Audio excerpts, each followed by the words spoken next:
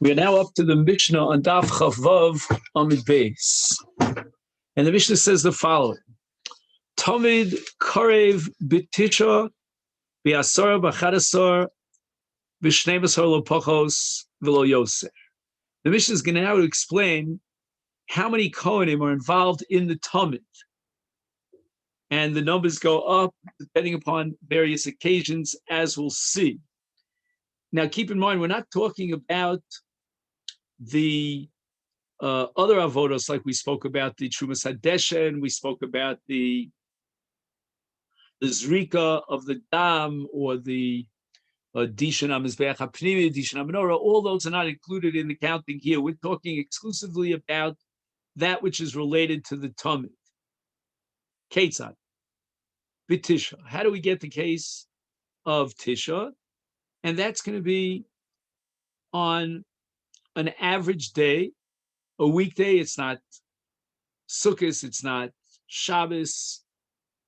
And we have, on an ordinary day, the Talmud requires 5 kohanim for the limbs of the korban, the Eivarim, and we need 1 for the entrails, 2 for the menachos, 1 for the yayin l'nesachim. All told, we have the number 9. And now we add a 10th in the case of Chag. We're in the morning of Sukkot, on a weekday of Sukkot. Biyad echad slochis shalmayim.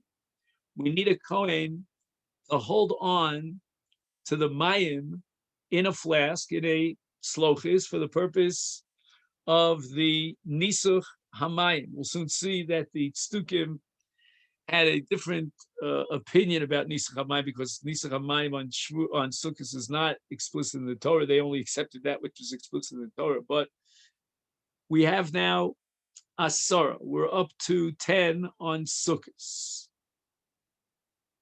Now, the Mishnah continues and says that as far as the Talmud of Bein Arbayim is concerned, then the Achadasar. And now we're talking about a regular day of the week. We have to jack up and add another kohen for the Talmud Shel Bein Arbayim. We'll see about this in the Sugya. Hu atzmo b'tisha. Now, what happens in the case of the Talmud Shel Bein Arbayim? Why are we going to jack up the number,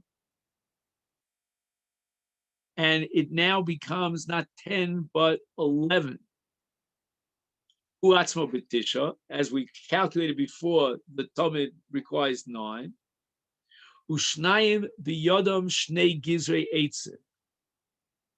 We need an additional 2 kohanim. The Gemara is going to work hard to darshan this from the pasuk, in order to take these 2 gizrei eitzim for the purpose of the maracha. Now, if it's Shabbos, then b'chadasar, we're going to need 11 kohanim for the Talmud Shel Shachar. Why is that?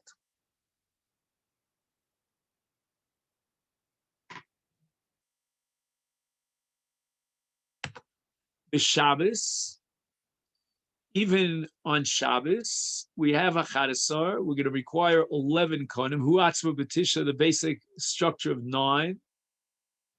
And Ushnayim biyodam shnei beziche levona shel lechem haponim. The lechem haponim had to be accompanied with 2 bezichin, which are spoonfuls of levona, of a spice and incense called frankincense, and they have to be burnt on the mizbeach. Now, according to the Tosas Yeshanim, this award was given to those kohanim who stood on line to the right of those who were given in the second pious the privilege of bringing the Eivarim onto the Mizbeach. The Ritva disagrees. He says no, that it was rewarded to other kohanim. numbers 14 and 15. So these are the two kohanim for the Shnei B'zichei Levona, the Lechem Aponim on Shabbos.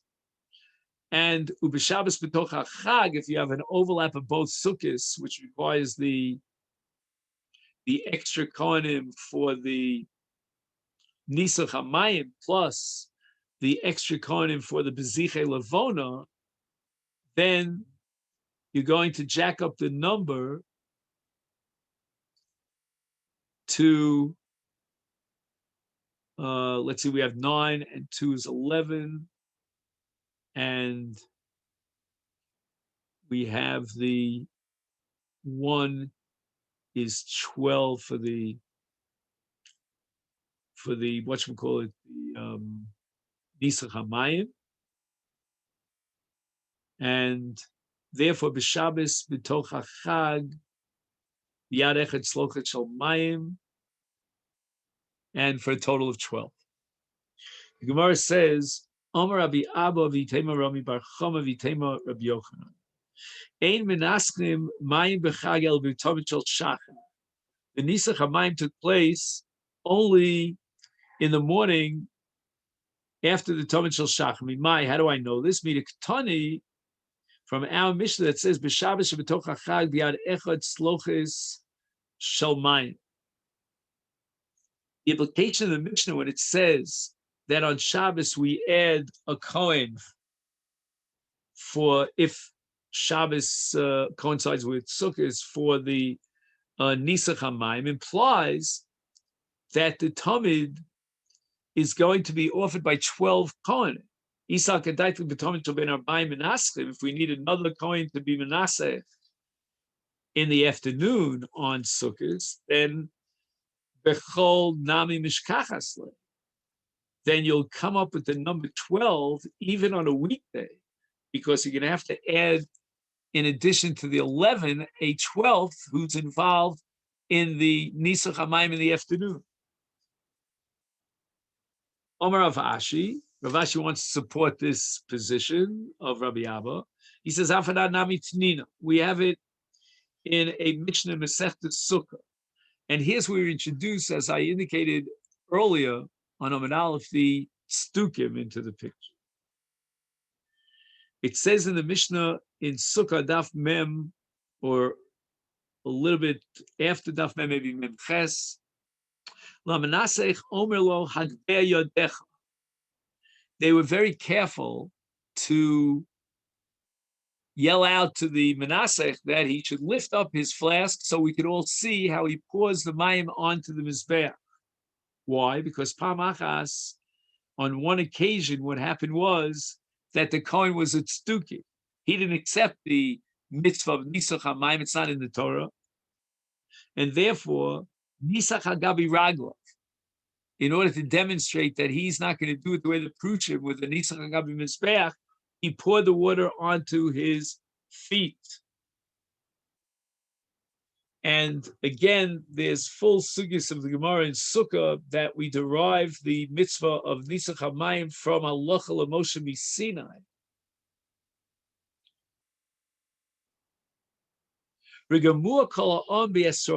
Now, why does the Mishnah have to bother to tell us that they pelted him with esrogim? In fact, when they saw the Kohen, they got so angry at him, they pelted him not only with esrogim, but also with stones.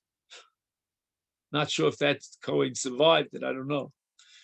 But in any event, this proves Shmamina from the fact that the Mishnah had to tell me that they threw the esrogim. The esrogim were part of the Kriyas HaHalel at the time of the Nisach HaMayim, and the indication is that it's only in the morning. There was no Halal in the afternoon. They didn't have esrogim in their hands in the afternoon. Of course, this is a problem because the Gemara tells us about the Anshe Yerushalayim, that the Anshe Yerushalayim actually would carry around their Daled Minim during the entire day of Sukkot. So that would mean that they might have pelted him with their esrogim even in the afternoon.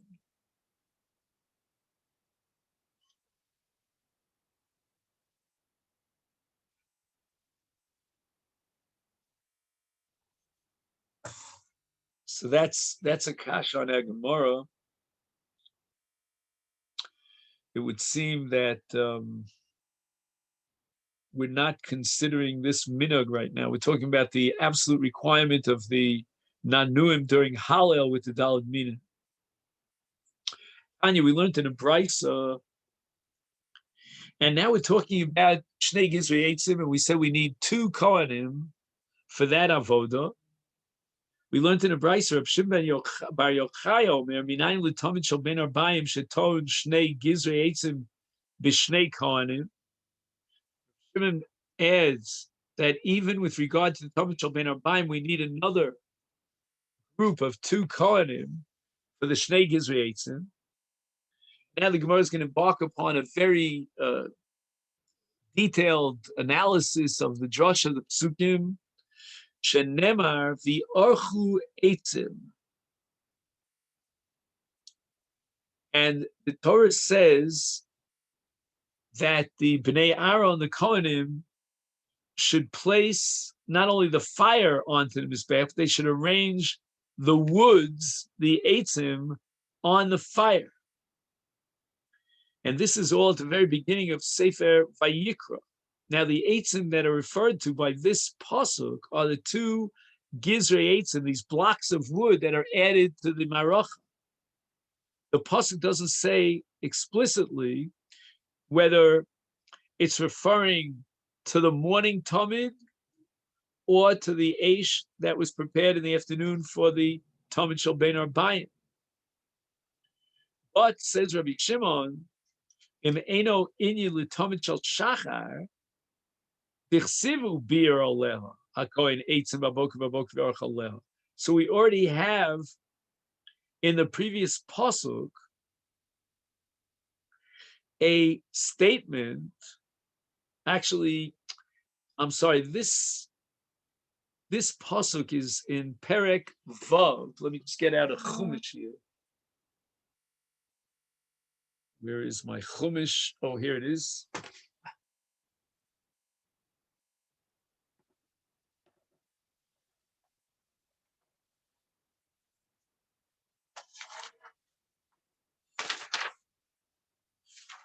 See if I got this right here. Va'eshal mizbeach tukad bo lo sichbeh, and it says ubir aleha kohen eitzim baboker baboker v'orach aleha, etc. So we already have the ubir aleha kohen eitzim baboker baboker. Why did the Torah then repeat it again? Which we'll see back in Perek Vav, Perek Aleph, pasuk Zayin. It says v'archu eitzim ala eish. So now we're going to apply the methodology of an eno inyan, and we're going to say the following: Tneu le'inyan l'tamid shel ben arbayim. We don't need it for the tamid shel shachar, that we have it explicitly in baboker, which is in Perek Vav. But the ubir oleha of Perek Aleph, I'm sorry, the Archu Eitzim of Perek Aleph is talking about the Tamid Shel Ben Harbayim. So the Gemara now questions Reb Shimon Bar Yochai. The Ema, why not say Idi v'Idi b'Tamid Shel Shachar? Both psukim are referring to Tamid Shel Shachar. The Omar Rachmana Ovid v'Hadar Ovid. That there should be 2 occasions in which the Kohanim will place the Gizrei Eitzim, but both took place in the context of the Tamid Shel Shachar. So the fact that the Torah repeats itself with regard to the Gizrei Eitzim on the Eish, that doesn't prove that we're talking about a requirement with regard to the Tamid Shel Ben Arbayim. It's possible that twice during the morning, during the Tamid Shel Shachar, they had to place these blocks of eitzim on the Eish. And the Gemara rejects this kash. Why? In Cain, if you're telling me with both these psukim are referring to the Tamid Shel Shachar, Nemakro Bier Ubier, the Torah should have used the same logic, the same terminology twice. And if you take a look at the pasuk in Perek Vav, there it says ubir olel. But here in Perek Aleph, it says v'archu eitzim aleish. It doesn't say ubir. So the fact that the Torah went out of its way to use two different words to indicate the same identical thing, it means they weren't part of one avodah of the Talmud Shel Shachar, but rather these are two different tmidim, and they each require the placement of the Shnei Gizrei Eitzim. And in one pasuk, the Torah is talking about the Talmud Shel Shachar, and the other, the Talmud Shel Ben Arbayim. The Gemara says, no. That's not why the Torah would use this word ubir in Perek Vav instead of v'orach, v'orchu aleha. Ikasav Rachman ubir. Then Hava Mina, we'd have thought chad in trey lo.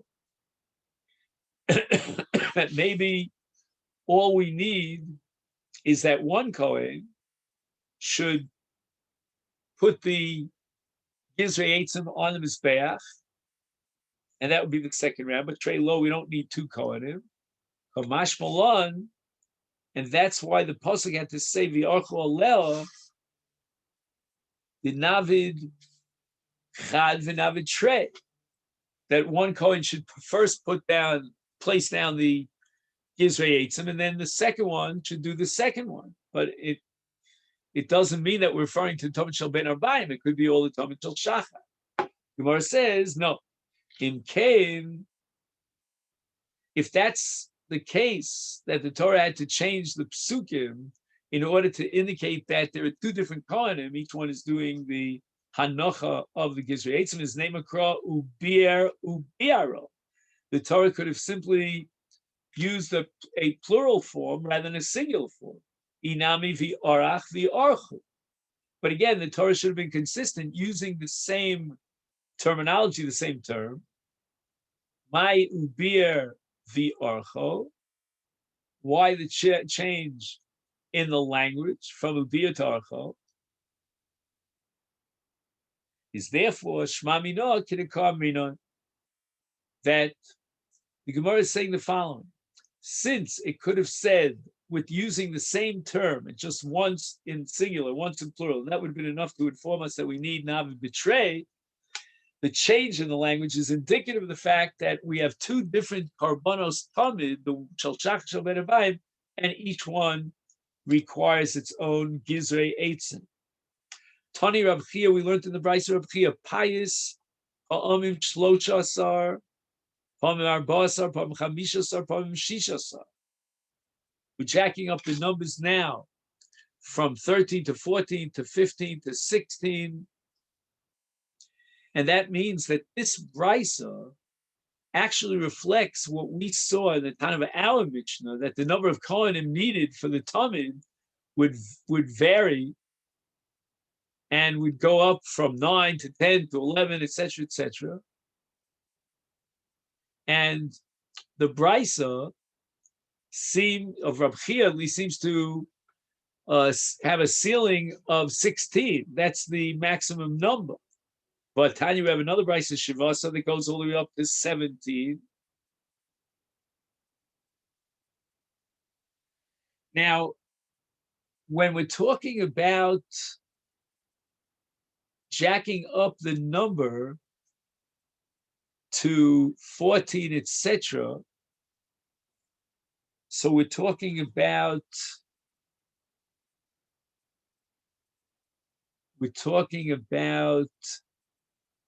Shabbos, we're talking about Sukkos, so we needed a Kohen to hold the tzluchis for the Nisach HaMayim, and then on an ordinary Shabbos, we need two extra Kohanim for the Bezichin of the Levona, and on the Shabbos of Sukkos, we have both the Nisach HaMayim plus the Bezichin, because it's both Sukkos and Shabbos.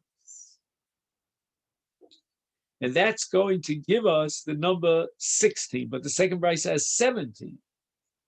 How do we reconcile that? Ahi, the lo ki Rabbi Eliezer ben Yaakov, Ella, ki Rabbi Yehuda.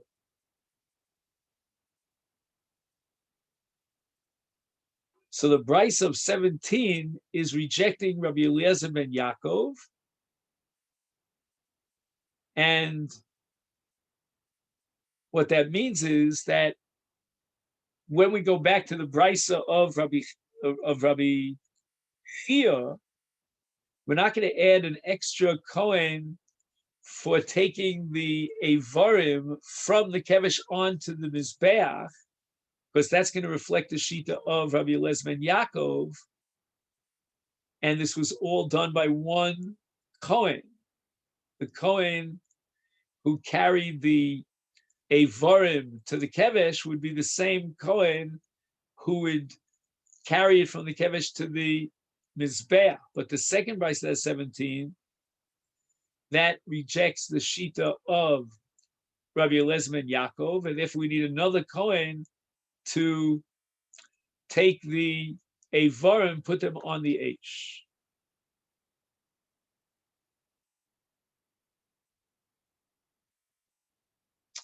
Now, when it says Elik Rabbi Yehuda, that's because we had a whole analysis, if you remember earlier, that the Bar Pluta of Rabbi Eliezer ben Yaakov is none other than Rabbi Yehuda. And this leads us to the Mishnah on the bottom of Chafavav and Beis. Ayil Korev B'Chadasar. Now we're talking about the different numbers of kohanim that are necessary for the different kinds of animals. And we saw that we only needed 9 kohanim in the case of the Tamid. The Tamid was a sheep, and that was a relatively light animal. But now we go to Ayil, and the Ayil is part of the Musaf Korban on Shabbos. Well, wait a minute. The Ayil is part of a Musaf of a Korban Sibur, but on Shabbos they didn't bring an Ayil. Anyway, the Ayil required 11 kohanim. So we're talking about a heavier animal that required more kohanim. Why is that so? Abasa b'chamisha. If you're talking about, let's say, the avarim on the outer part of the animal, that will require 5 kohanim, which we saw already in the case of the previous Mishnah regarding the Tamid. But we need another group of kohanim, and now we're going to jack up the number from 5 to 11 because of the kirbayim, the soles, and the yayin, the intestines, the fine flour, and the wine. And now we have let's just make a summary of what we have. In the case of the Isle of the Musafim, what do we end up with? We ended up with 11 kohanim. Abasar v'chamisha, that's 5.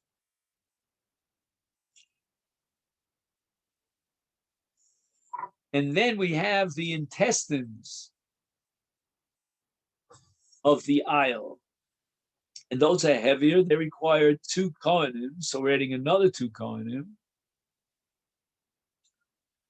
And that's going to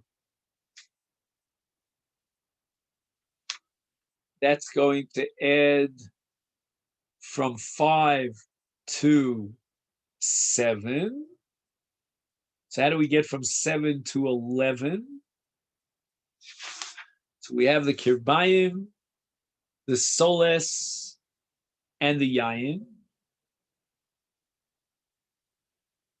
Now, in the case of what's called a minchas soles that accompanies an ayil, so we need shnei esronim. Usually, for any mincha, like the mincha that accompanied the tamid, all we would need is 1 isara.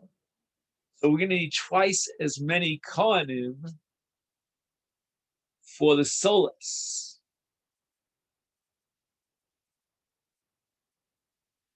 Now, as far as yayin is concerned, the niskei yayin are larger, greater than that of the niskei tamid. We also need 2 kohanim, because in the case of the tamid, which is brought with a sheep, all we need is a hin of yayin. But with regard to an ayil, that's a whole different story. I'm sorry, with regard to the tamid, which is a sheep, we need a quarter of a hin. With regard to an ayil, we need 1/3 of a hin. So these are additional kohanim that we have to add until we finally jack up the number to 11. And that's Basar Chamisha. Now we have the Kirbayim, the Solis, and the Yayin is another 6. 2 for each of those. Kirbayim, Solis, and Yayin is 2 for 6. 6 plus 5 for the Basar is 11.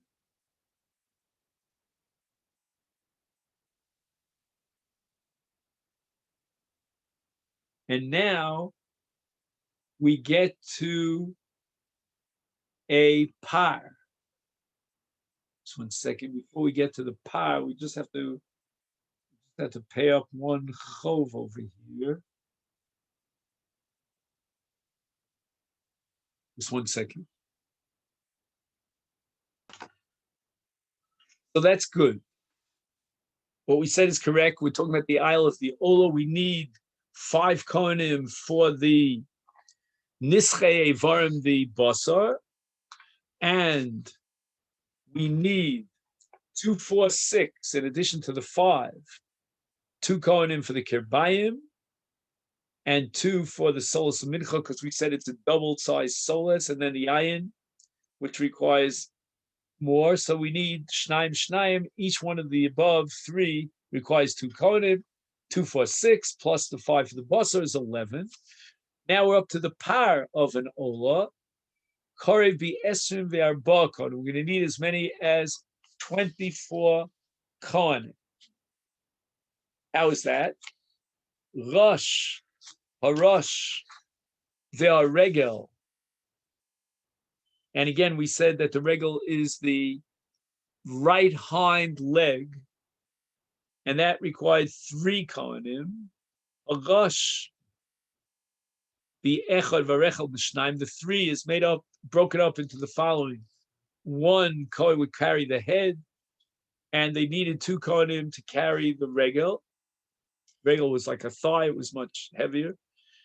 Ha'oketz ve'aregel. Now we're talking about the hind leg on the left side, and that together with the zanav, with the tail, that required 4 kohanim. Why? Because oketz b'shnayim ve'aregel b'shnayim. Now we add the chazer and the gera, which is part of the neck. So we're talking about the breast and the neck. We need 4 kohanim for that. A chazer b'echad v'gera b'shlosha. Then we have shtei yodayim b'shnayim. So now we're talking about the front legs, the 4 legs. And that required 2 kohanim. Each one would take 1 leg. Ushtei defanos, 2 sides or shoulders. Bishnayim, another 2 kohanim. And therefore, when we add up the evarim of the par, then we need 15 kohanim. Now, kirbayim, soles, v'yayin, b'shlosha, shlosha. Each one of the 3, that's kirbayim, soles, and yain required 3. That's another 9. So we had 15 plus 9 is 24. But medvar mamurim, when do we need to be makriv for each behemoth, that number of kohanim that our Mishnah enumerated, and then we divide up the avodas amongst them through a pious? That's only the korbanos tzibur. Aval b'korban yachid im ratza lahakriv makriv.